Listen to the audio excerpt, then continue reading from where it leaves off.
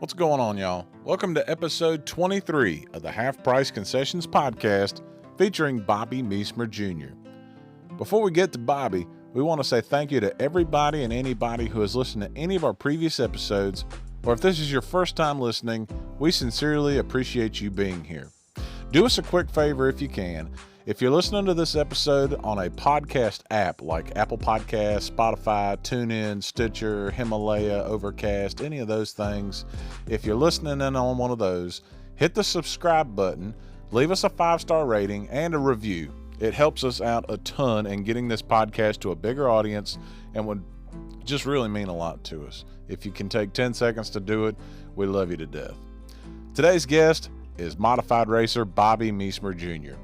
Lately, Bobby has been making his name known as a winner on the former NASCAR Whelen Southern Modified Tour, as well as being a winner in his modified at Bowman Gray Stadium and being a competitor on the Southern Modified Racing Series circuit.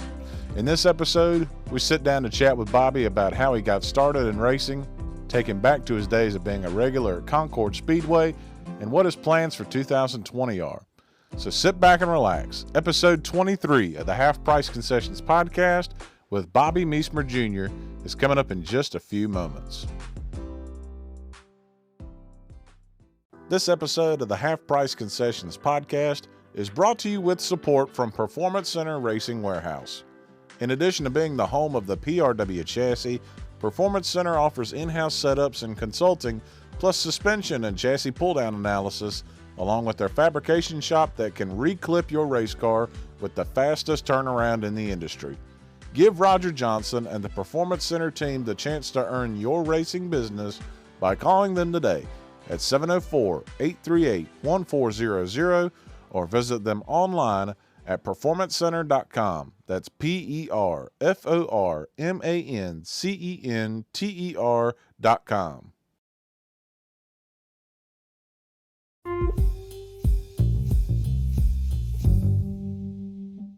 Here on the Half Price Concessions podcast, and my man Farmer Ted, Bobby Measmer, joins me here on the show.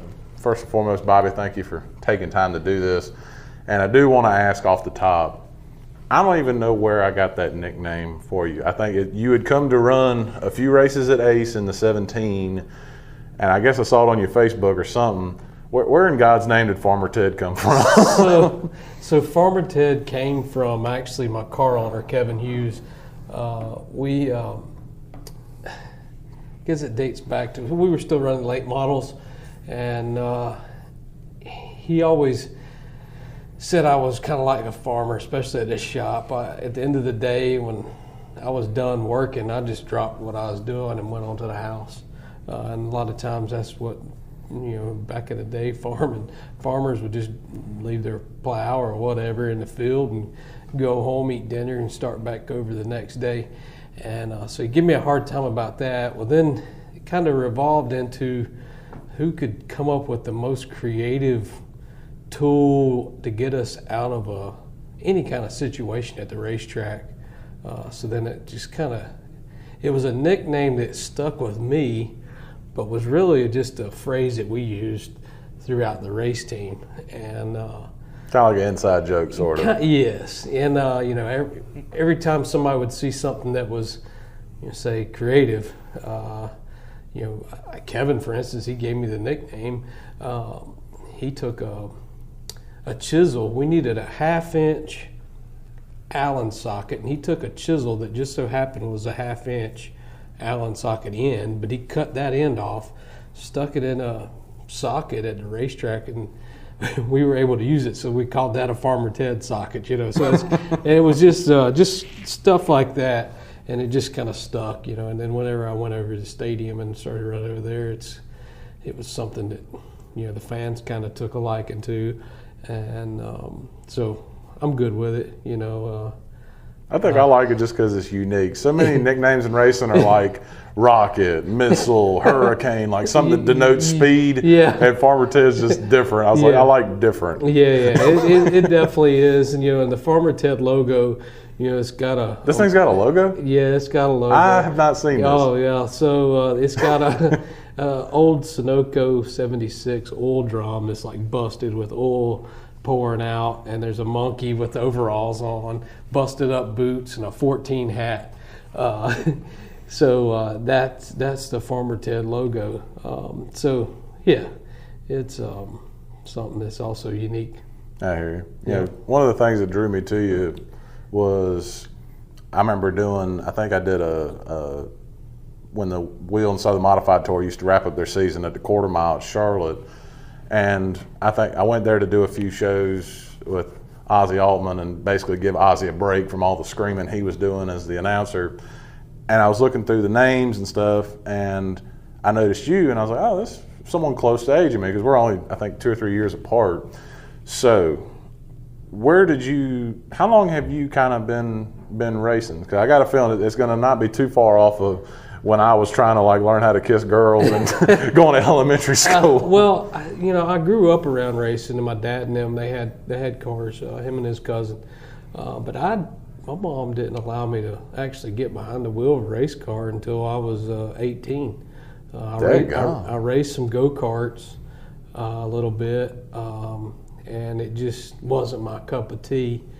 My senior year in high school, my project actually was I built a 4x4 pulling truck, and my uncle, he was pulling tractors at the time, and I was going to pulls and stuff with him, and that's where I got the interest in pulling, and I did the truck deal, and it just wasn't enough adrenaline. I mean, pull down the track, pulling the sled, and it just didn't last long enough. Yeah. And about a 5-second hit at most. Yeah, and so I wanted more, and I told my dad I wanted to race. And all I'd ever really raced before that was go-karts, and it was at the 18, I think I was like 12 when I was racing go-karts, so it was 6 years later. And I was working for a scrapyard just down the road from my house, and we were able to I worked a whole week. I worked out a deal with the boss man there, Kansas City Auto Salvage. There was a car that came in that was like what had been winning in the front-wheel drive 4-cylinder class at Concord. And, kind of like all those old Mustangs and stuff like that? It was a front-wheel drive class. So, okay. So it was a Honda Civic, 86 Honda Civic. And I worked out a deal. They said $100 for it. Well, I worked all week after school for $20 a day. So I worked all week to get that car. I drove it home. And I'll never forget my mom coming out on the back porch. Me and my dad had already started stripping it. And she's like, what are y'all going to do with that? And we're like, I'm going to race it. She turned around, went right back in the house. And so was it the whole I'm not mad at you, I'm just disappointed thing? Well, I don't know. I don't know really. It just was she knew, I guess, at that point there wasn't really much she could say or do. I mean, she was still my mom, so I mean, she could jerk a knot in my head, but it was to a point where she gave up, I guess, and wasn't going to fight it. And we were able to put that car together, went out to Concord. I think it was my third race I won. And it was kind of cool because one of the guys that was dominant in the class, my dad and his cousin, when they were still racing at Concord, raced with his brother. So, it was still same people, just another, I guess you'd say generation, even though Mark Harris, which was dominant, he was an older brother of the other two. But so I was new being a Measmer because my dad's cousin was a Kepley. So I kind of flew under the radar just that short amount of time. Yeah. And they're like, man, who is this kid? I actually bought the tires and wheels from the guy that had been dominant all this time. And so it didn't take very long before he stopped communicating with us or talking with us. But that's part of being a competitor as well. But I was hooked. We won, I think, 3 races that first year, and we found out right quick we needed to build another style car, and we were able to do so. And we went on. I think I won. We ended up building a '86 Honda Prelude, and that car is still sitting in the barn behind my house right now. It's got 29 wins on it between Concord, Hickory, Friendship at that time was asphalt. I was about to ask if you would put it on dirt. And, See, nope. I didn't run it on dirt. Now, the reason why the car's sitting in the barn right now is, as I moved up the ranks, I had crew guys that had raced in the past. So I kind of used it as a tool to thank them. I let them race the car. So I got a buddy of mine, Darren Anderson. He ran it at Carolina Speedway a couple times, and then Ben Smith, he's a spotter for me. He ran it once at Dillon, and I'll just leave it as that was the last time it probably will ever race. But gotcha. It holds some sentimental value. Being one of my first, it's definitely the first car I won my championship in, and so on and so forth. So it's probably still pretty stock, isn't it? It's probably got. I'm envisioning something that's still got DOT tires on it.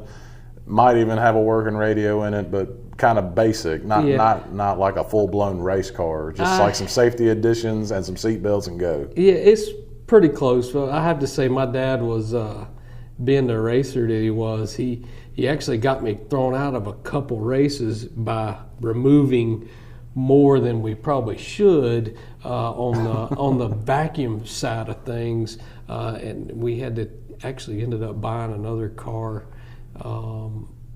that was street worthy, and found the one thing that was actually throwing our motor. They were basically checking our motor and saying that our camshafts were illegal. And we're like, it wasn't past a vacuum test. And we're like, man, this is a stock motor. Yeah, how can this fail? How can this fail? So what it was is where he had removed all the vacuum stuff out of the car, there was a map sensor, and it was just an electronic little map sensor that would take the vacuum from what would be legal to not legal.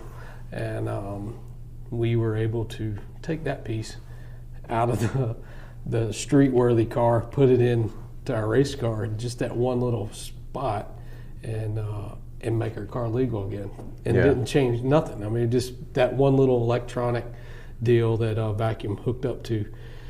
And so, long story short, yes, it was a stock car, but my dad, he wanted to make sure. It up. He wanted to make sure it was every bit of weight that we could take out of it. We took out of it.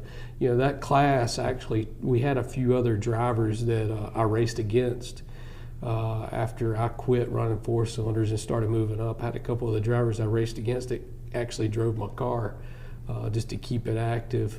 And they started running to where if you won, you added 50 pounds to your car. And it actually beat another car equivalent to, same identical, another Prelude, 300 pounds heavier than the other car. Wow. So that thing had something that the other ones didn't. It handled well, but it was all, my knowledge that my dad had, and, I had that as a definitely an advantage coming into, a series that I was new to racing, but all them other guys didn't know who we were until, we made a big scene. I can't imagine whipping that thing around Concord, with the triangle and how much speed it carries in like a tour type modified, much less that four cylinder. You had to have one heck of a gear in that thing, so that thing would just keep eating as much as a four cylinder could. Well, you still had to run the stock gears, which we had all that stuff. But I tell people, that ask me about Concord when we were still racing there, I didn't drive the four-cylinder car any different than I did my super late model or my late model stock or even the modified. The line stayed the same? The line would stay the same. Granted, the speed difference was quite a bit different, but as far as the line, I drove them all the same.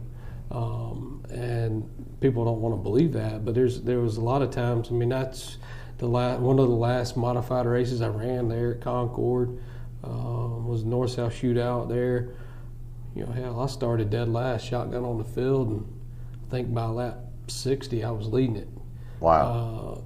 But we led a good bit of that race. Ended up coming up short at the end, but but it was, I had a, I guess you could say, the signature move. My dad always calls it anyhow, signature move, high, low, and 3 and 4. You know, I'd run real high up against the wall and wait as long as I could to turn in. And as long as I was clear to the bottom, I would turn underneath people and pass them coming off forward. You know, a lot of people want to drive to the bottom, which would make a car push up in the center, so then it would just open the door up. But any other racetrack, you know, you go to, that's where you want to be at. It's driving down into the bottom first on entry, corner entry. But Concord's a little bit different with that D-shaped, and it was just something that I'm gonna miss for sure. Now that it's sold, but you know, but I can always look back and tell stories. See, it's amazing to me because I've only known Concord as just north-south shootout and going for special events. I don't know anything about the weekly stuff. So as you were kind of coming up, and then we get to the point where you move up in class, I mean, how good was it doing? Like, as far as like, was it pretty good 20, 30 car like fields and stuff at Concord, or was it kind of starting to hurt a little bit? Yeah, I mean, I would say your support classes was good. Your late models, you know, started dying off in the late 90s, early 2000s. But your support classes was always really good. Street stocks, 4-cylinders. But the late models is where they hurt. But I mean, the other tracks there's so many other tracks around at that time. You know, whether it be pay that drug people away, or you know, the people running the place. You never know. I do know a lot of people would say, you know, man, when you wreck at Concord, you really tear a race car up. That's what you would think, because you're going so fast. Yeah, and that always stuck in my mind. But in 2006, I actually left Concord for a year and went and raced Hickory. And I'll never forget the first time on the racetrack. It was cold, you know, beginning of March. It was cold out, and we were running Goodyear tires there, and those things were like blocks. But a guy goes down into turn 3, first lap of practice, backs it in, and the rear clips up on the back, you know, up on the back glass, and I'm like, people say you can tear your car up bad at Concord, but it can happen here at Hickory too. I'll never forget having that thought. And so it just, I would say it comes down to the people, you know, what you choose. You want to go fast, you better go to Concord. If you want some, you know, rough, bumping around racing, rough racetrack, be Hickory. If you want to beat and bang and not really race, go to Bowman Gray. And be seen in front of a bunch of people. But yeah, I mean, I think that's what hurt Concord just over the time, is just maybe the people running it and not taking care of the racers and make them want to come back. But I know in my dad's, I've looked back at some of the street stock races my dad and them ran, late 90s, right there, early 2000. You know, it was 25 cars plus showing up every week. And you don't see that now. No. You know, everybody's looking for 12 cars now, 12, 14. And they're happy with that. And they're happy, you know. You know, a lot of things have changed. But, you know, you just try and look at all the positives. You know, I really enjoyed coming up to Ace last year, and I think that's another track that's thriving. And I wish all them the best as well. I know they're trying to do a new modified deal, something that definitely interests me, but you see how that goes. Yeah. So tell me about what gets you out of 4-cylinders and into the full-size cars, the 8-cylinder motors. How do you kind of get to that point? All right. So when I was wrapping up the 4-cylinder, we had won so many times. It was actually the very last race I ran in the 4-cylinder at Concord.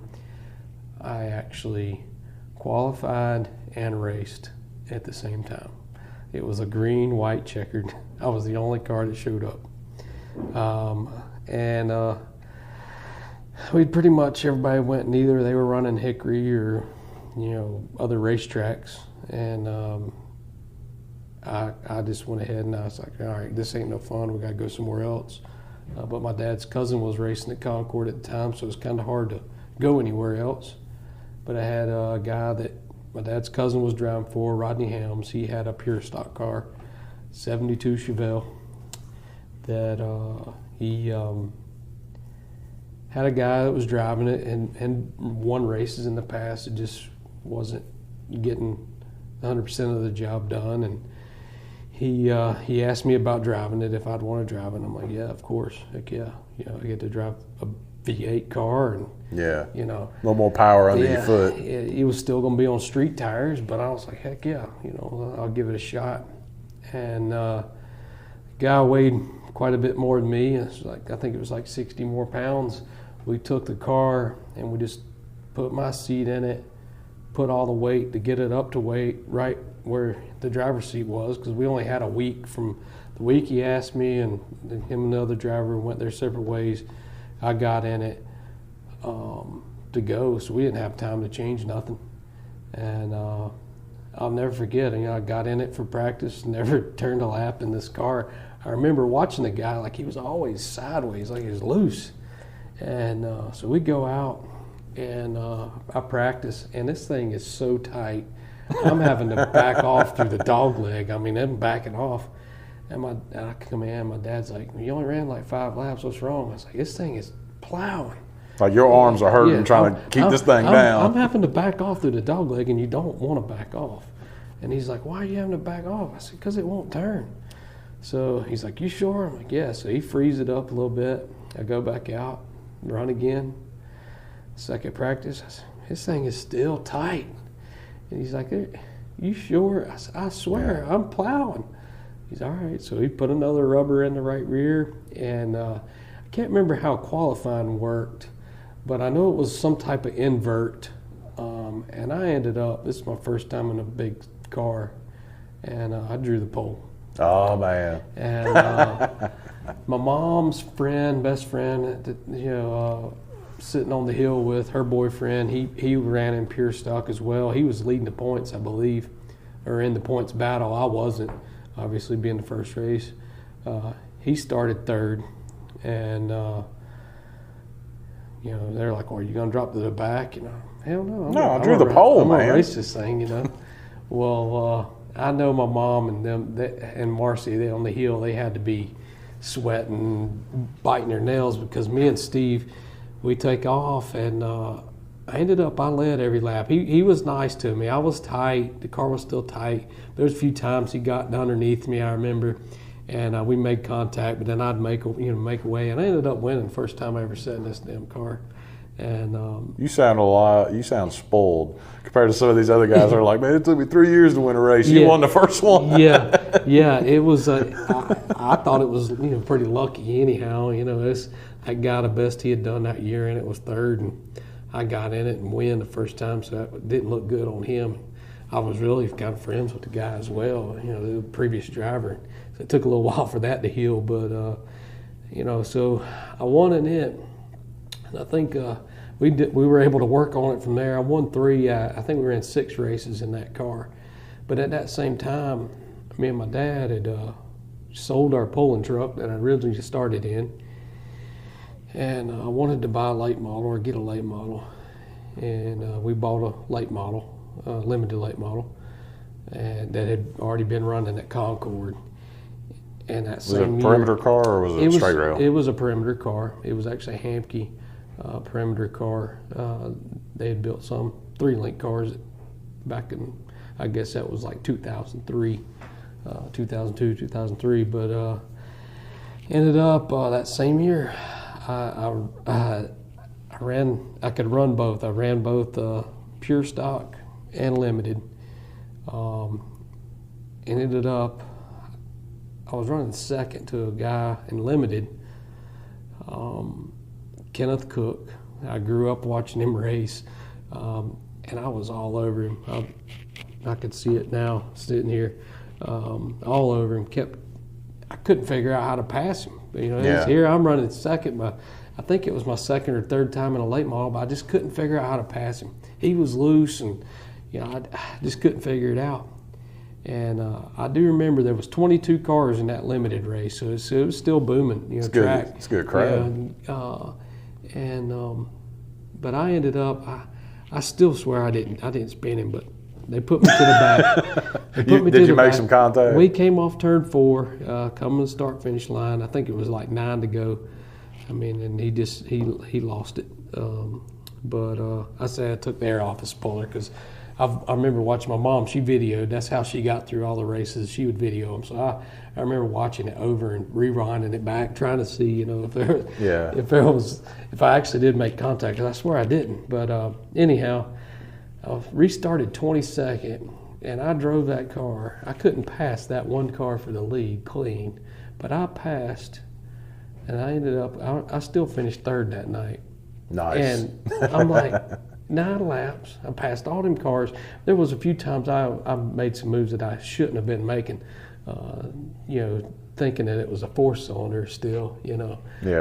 But it definitely was an eye opener. And then I knew, okay, I can pass. It's no different. It's just going a lot faster. But yeah, so that was 2005. That was the year. Won the track championship in mini stock. Drove that pure stock for Rodney. Won some races. Came up short on winning a limited race in that year, the handful that I ran. But it was something that would have been really nice to achieve, but I just came up short by 1 spot. I finished 2nd in the race in limited, but if I would have won a race, I'd have been the first driver to win in 3 different classes in the same year. But just came up short. So, but yeah, so that's how I made my quick move up from a front-wheel drive 4-cylinder, pure stock, right into a limited late model, and the rest was history. Sound like you just had the hand-eye coordination like really quick. Yeah. Like some people seem like it takes them a long time to develop it, and other people is just like it just comes so natural, like you just can't help it. That sounds like it was kind of you. Yeah, I mean it. The pure stock deal was probably the most fun I had, and I left this part out whenever we got the limited car. My dad, we went and got the car. We brought it home. We didn't do hardly anything to it. Scaled it out for my weight, but then we took it to practice, and like a Thursday night practice, and he's like, if you can run a 1730, then we'll think about racing it. Yeah. And I think it was like my 3rd lap. I ran a 1731. And it didn't take long at all. And he's like, so I come in. He's like, what do you think? I'm like, man, this is a damn race car. Yeah. You got to think. I was running a class that had street tires. Both classes. 4-cylinder car had street tires. The pure stock car, 3,400 pounds, had street tires. Well, hell, you put me in a 3,100-pound race car. That is a purpose-built race car. Purpose-built race car. Hell, it was easy. Yeah. It was easy to drive. I mean, here at about 3,400-pound street stock, I was having to freaking drive the wheels off that thing just to keep it going. But I look back at that. That was the most fun I had racing. Where the late model is, gets more technical and stuff, but it was still, I think I learned how to drive in the street stock, the 4-cylinder, and then whenever I got into a purposely built race car, it just made it easy. See, that sounds like the model I feel like I wish more young guys were forced to take. I feel like just from the outside, I see so many young kids who have driving ability, but they kind of, it seems like they really quit getting that super late model that's got big brakes and it's got the big motor that will kind of pull them out of trouble sometimes. Whereas you, from where you came from with the 4-cylinder and the pure stock, by the time you got to the purpose-built race car, like you said, you were like, man, this is easy compared to the right. Big old heavy Army tank that I was driving. Like, yep. I wish more people took that route because I feel like it made you appreciate it more, like you said. Yeah, oh yeah, yeah. And I mean, I'll take it a step further. Once I moved from late model stock into super late models, we ran both classes at Concord, and I ran, every week. And it took me a little bit of time to actually adjust to, the super late model, where you had to manhandle the late model stock. Get into super, it actually had the power. It had the offset where it was, man, it would really get through the corner.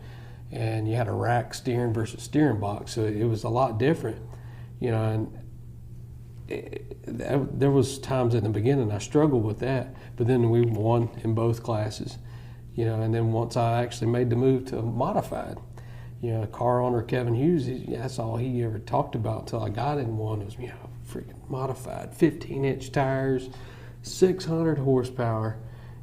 Man, I can't wait to get you in one. And I got in it at Caraway Speedway.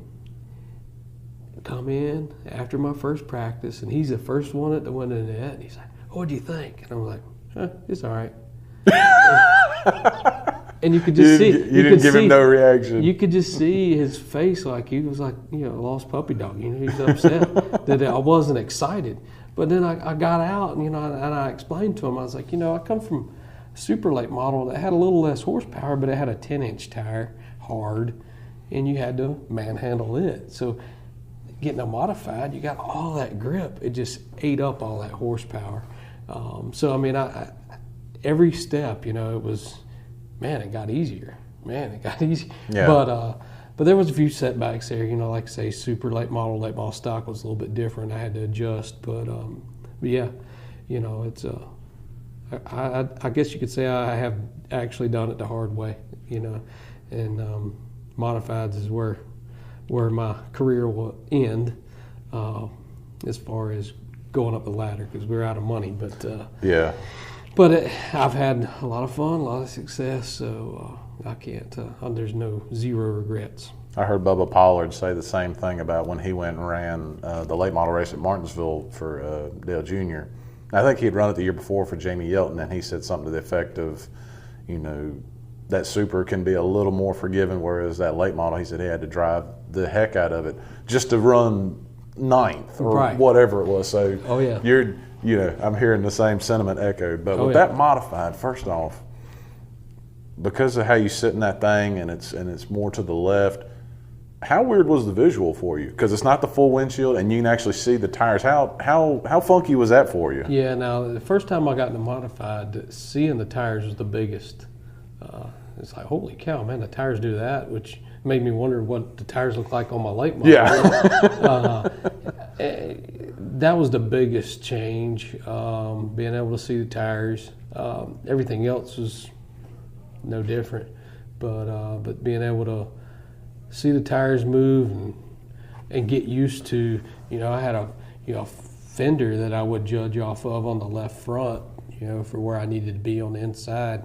Well, that's really your tire on a modified. Yeah. So a lot of times, like Caraway, you'll hop up on the curb because you get too low.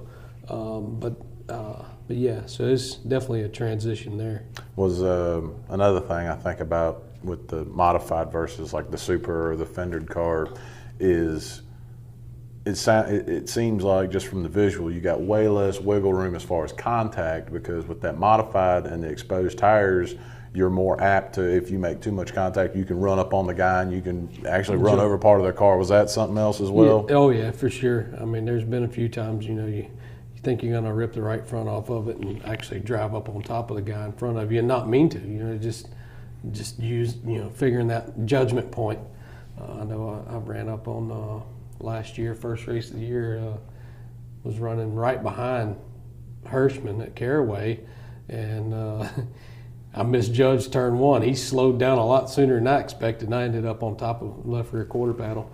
But no harm, no foul. Besides, killed his quarter panel, and they still give me a hard time about it till the day when I see them. But yeah, it's definitely something you got to get used to.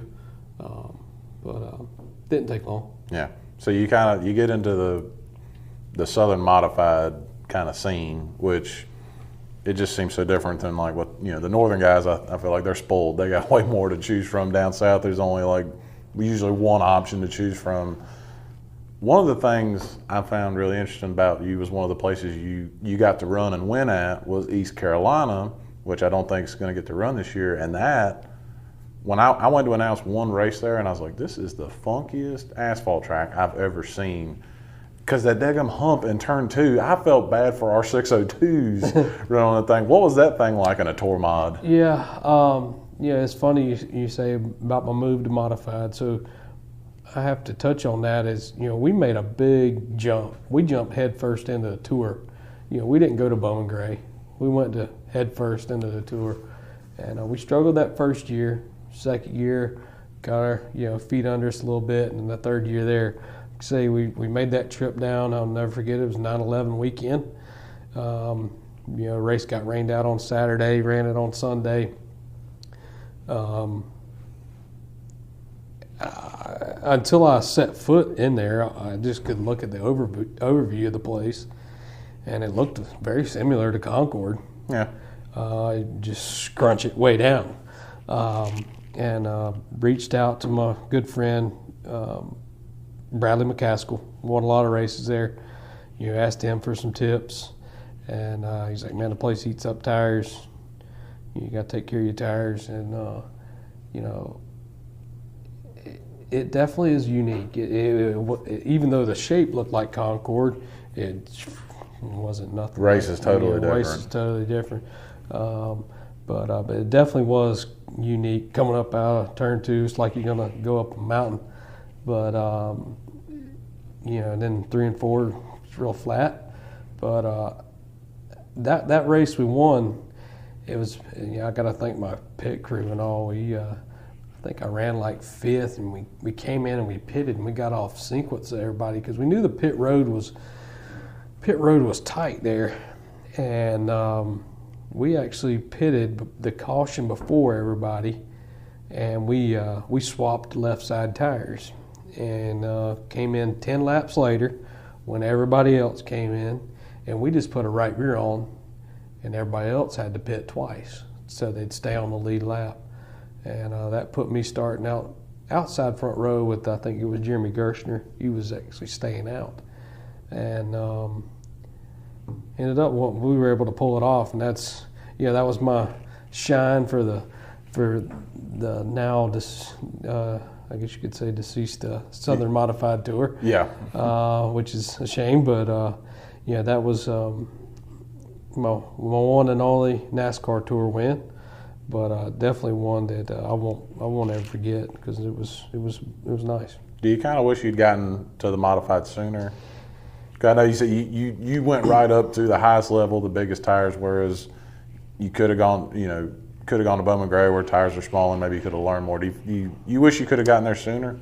There's definitely with times I look back. If I knew that was going to be my end, to end up in modifieds. Yes, I wish I would have, because we had just got our feet really good and under us on the tour. After that win, we were actually 3rd in points going into the next race, and that was our 3rd season on the Southern Modified Tour. And I look back and it's like, man, that's pretty darn good. Yeah. You had a lot of people. There were a lot of people still running the tour at that time. Yeah, we had 14 cars pretty much every week, and for a team that was totally new, and that's what I can't stress enough to the modifieds. We were totally new. All the teams that we were racing against had notebooks that was years and years, 20 years, 30 years deep of notes from all these racetracks and all these different scenarios. Here we are, late model guys coming in and trying stuff outside of the box, and then realizing, no, that ain't gonna work. The first year we gotta be in a little more of a basic mode, and then work from there, and then to be as competitive as we were that last year. It sucked to see it go away, but we still ran some of the SMRS stuff and had some success there as well. Things change and go different directions. Yeah. So the Southern Modified Tour under NASCAR sanction and dissolves. How do you get talked into ending up at Bowman Gray? Because that just seems like from everything you've ran at Concord, and you said you got to run at Friendship, and then obviously the tour, you're running different tracks. Then you end up at Bowman Gray, where it seems like it's just a completely different game. Did those tour guys that ran Bowman Gray talk you into it, or did you just want to go try it? Well, Kevin, he wanted to go there, and I honestly, I wanted to go there as well because I wanted to get back to more of a Saturday night feel race. It's a lot easier to go to the same place every week and work on your car and make it better than to be traveling, 8 different racetracks, and you're only racing every other week, or it's tougher to do something, and get better with a particular car when you're not racing as much. So in 2017, once NASCAR had pulled out, we decided that we'd run for the Rookie of the Year at Bowman Gray, and also do the SMRS series, and that was way too much. But we came away. I think we finished 5th in the points at Bowman Gray. Got the Rookie of the Year.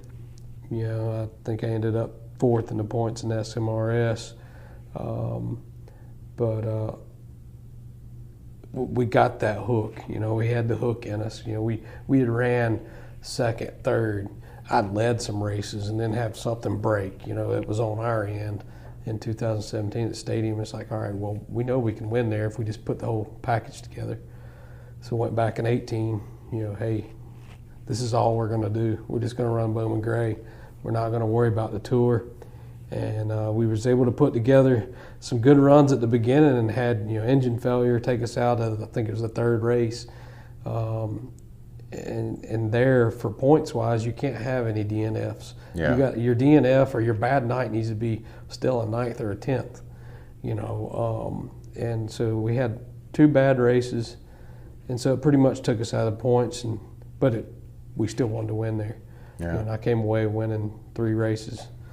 And how cool was that to be down there in that bowl and all them people, and to be, because they only, Bowman Gray, they only interview the winner, and you down there and you got everybody and God looking at you. What was that like? Oh yeah, it was.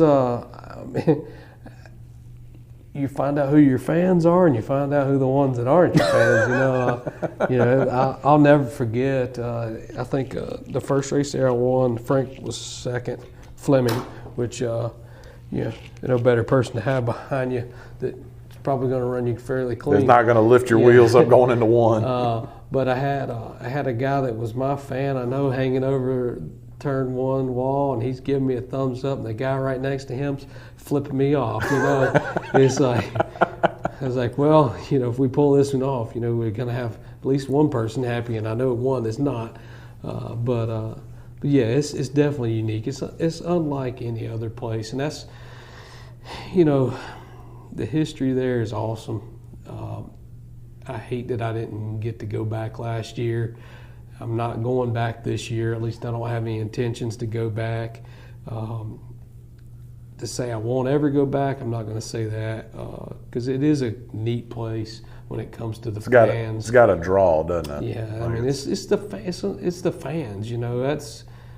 That's the part that drew me in. Is there's no other place I've ever went, and you have that many people watching you race. But then the things that knock the wind out of your sails is the stupid things that happen, as far as under caution, people running into you or waiting on you to freaking spin you out. I mean, that's stuff that could be stopped, but it's not stopped because they want to have the drama. Yeah. And I'm at a point now in my life where I don't want all that drama. I want to go and race somewhere and have a good time, and hopefully have that many fans. But it is unique, and I think there's probably only 25% of the people there that's race fans. Yeah. The other 75%. It's entertainment value.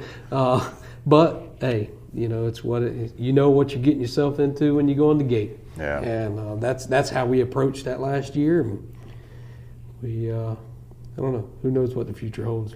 It was funny. There's a clip on Facebook. There was a Facebook page for the show that Discovery Channel had done a couple of years ago there that ultimately didn't work out. And you were one of the people that got interviewed for it. And I think there was a few times in the show that there's camera shots off your car, especially that night that you and Bert, I think, bang wheels and you end up on the guardrail in turn 2. I think that's the night I texted you afterwards. I was like, golly, what happened? Did they indicate that you were going to be on that show in any kind of way? Because you never pop up like Bert and Jason and Tim and John Boy did. Yeah. I mean, they got a lot of footage from me, my shop. there was intentions of, if further episodes, that there would be more. But I think what took me out of contentions there was I wasn't a championship contender, so I was in the beginning. Yeah. But after having some bad races, that took me out of the spotlight. But I tried my best to put myself in it. Hey. Hey. And I tried to do it the nice way, and that was try and win races. Yeah. If you're winning races and you're up front, they got to talk about you. There you go. And that's where I was at. I remember that night because you scared me that night. I was going to win. Bert was there to try and points race. I was on the outside of them. There ain't too many damn people to run on the outside out there. I ran 4 or 5 laps on the outside of him, and he crowded me coming off 4. Not a lot of people know about how the wall steps out there. It's really tight coming off 4, and we bump wheels. And Bowman Gray's a big time rhythm. You get in a rhythm, and it just knocked me out of my rhythm. And I jumped the cushion and rode up on the fence there. But I felt like he was running me harder than he should have, especially when he's trying to win a championship. Yeah, I was just glad you're okay, because I've seen people go over that guardrail on the front. I think Brian Weber, the Coma modified guy, I think his car did it on the front stretch, and I was sitting in turn 1 with my grandpa, and I was like, oh boy, I hope this thing don't make it too far up here. Yeah. But so this year you're not going to be doing as much as far as it sounds like you own racing. What's been kind of occupying your time a little bit? Yeah. So as far as my racing this year, I guess you could say I'm kind of semi-retired. I hadn't really made an official announcement or anything, but me and Kevin's got, we still got our 2 modifieds. We got plans of putting all our eggs in one basket and going to Martinsville. Oh yeah, that's this year. Yeah. So we're going to run a couple of the SMRS races at the beginning. Caraway, make sure that car's ready. Try and go test Martinsville. Run Martinsville, and then once that's over with, we'll figure out what we're going to do from there. But meantime, my boy, he started racing, and we run over Wednesday nights at Millbridge Speedway, and he keeps getting more and more interested, and I'm trying to give him as big opportunity as he can at the ripe old age of 8 years old, but he's tried all the stick and ball sports, and he wants to race. So yeah, I'm sure you were probably hoping maybe go play baseball. Yeah, well, I still got a little hope. He is playing basketball, and he is a pretty good little basketball player, but I still got hope with that. And my daughter, she's big in softball, so there comes a time. Racing's been a part of my life. It's my job. I work at Stewart House Racing, but there comes a time, and I, you never know when it's going to happen. I remember, when I was in my early 20s, just getting started. Man, I'm gonna race all my whole life. I'm gonna do this forever.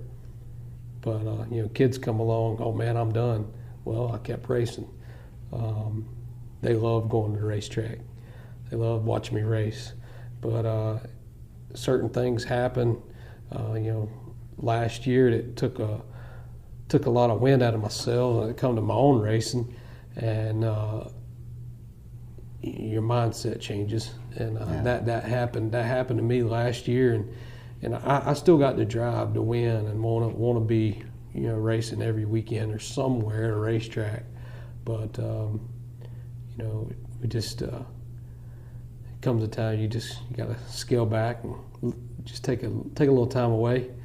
And thankfully this year Martinsville is allowing me to do that, because we want to go to Martinsville and run good. Yeah. So that's such a big deal for guys. Like I don't know if people that are 5-6 years younger than me. I'm 31, and I remember going to Martinsville for modified races. But even me at my age, I'm too young to have been there when like Richie Evans and Cook and those guys would come, and how big a deal it was. So I'm hoping that thing is successful enough that Clay Campbell and them keep doing it, because I see it, I hear it in your tone of voice, I've heard it in other modified people, just how big a deal it is that you guys are going to even get the opportunity to race at that place. I mean, it means that much. Because, I mean, it's, you think Bowman Gray's big? Nah, Philip Martinsville. Yeah. And I mean, it's, that's something, since we started in the modifieds, Kevin being in the industry, knowing Clay, knowing he's always talked about modified racing at Martinsville. And they're like, well, it just got to where we couldn't fill the stands up. So it wasn't, that's the main reason why they stopped having the race. So thankfully we still got a car that we can go and support them and support that race, and like I say, we want to do good for the South, even though we're not going to race but a handful of times this year, so we can do that. But look forward to hopefully, our goal is to go up there and run in the top 10, and I think it's a pretty good goal, and then see what happens after that. But it's definitely a big deal. Yeah, I get you out of here on this one because you're a dad and your son's racing now, and it's something that he's wanting to do. It doesn't seem like it's something you had to force on him or anything like that. With all the racing you've done, you've won races, you had your success. Does the joy that you would have, like winning like a Bowman Gray or winning a tour race, does it even compare to like the pride and the joy that you get seeing him enjoy racing? Like, does it even compare, or is that like a lot higher? It's funny you ask that, because this short time ago, 2 weeks ago, he won his first race on a flat cart, and I get the same amount, if not more, enjoyment out of just seeing his face when he wins, as if I was doing it. I'll never forget him strutting down through the pit road at the track we were at 2 weeks ago, all chest bowed out, but I'm also quick to remind him that, don't get too cocky, because I've been there. Yeah, you've been that kid. I've been that kid. But I also, I get a kick out of it. It's my dad as well. He's already said, he enjoys it more now, I guess, because I'm doing all the work. That's the real reason. but he enjoys watching his grandson race. And it's definitely memories that are being created now that I'll hold on to. Just like my dad, it's a little early now to know whether or not he's going to keep racing. Because at some point, girls are going to come along in high school, and life's going to change. Yeah, and that's, I always tell myself I'm too hard on both my kids, but it's the competitive side in me. Even though my daughter's playing softball, I want her to be number one. I don't tell her that I want her to be number one. I tell her that she's like number two or number three, but I want her to, I push her to be number one. And you haven't cussed out any umpires yet, have you? No, not yet. Heated discussion, maybe? Some other coaches. Oh, there you go. but yeah. So but that's the racing side in me, and we go to the racetrack with my boy. There's definitely in trying times, but to see him win and be successful and enjoy doing something that I've grown up enjoying to do and still to this day do, it is fun. It's fun.